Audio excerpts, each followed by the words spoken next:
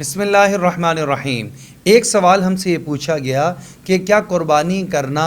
پورے گھرانے کی طرف سے ایک ہی قربانی کافی ہے، یا جو انسان گھرانے میں سے صاحب نصاب ہوگا ہر ایک شخص اپنی طرف سے الگ الگ قربانی کرے گا؟ تو یہ جواب سماعت فرما لیجئے کہ یہ ایک ایسی عبادت ہے جو کہ ہر ایک انسان پر اس کی اپنی مالی حیثیت کی وجہ سے واجب ہوتی ہے۔ اگر والد محترم صاحب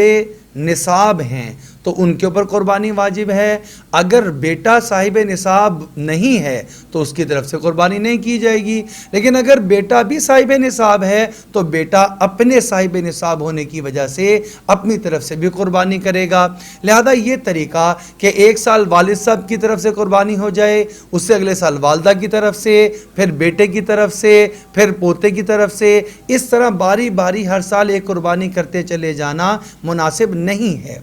بلکہ واجب جتنے گھرانے کے جتنے افراد پر قربانی صاحب نصاب ہونے کی وجہ سے واجب ہے، وہ سب اپنے اپنے طور پر اس قربانی کے وجوب کو ادا کریں گے۔ نبی اکرم صلی اللہ علیہ وسلم کی حدیث مبارکہ حضرت عائشہ رضی اللہ تعالی عنہ روایت کرتی ہیں، نبی اکرم صلی اللہ علیہ وسلم نے ارشاد فرمایا، ترمذی شریف، ابن ماجہ اور مشکات تینوں میں یہ روایت موجود ہے کہ جو ایام ذی الحج کے وہ ایام قربانی آتے ہیں، ان دنوں کے اندر اللہ رب العزت کو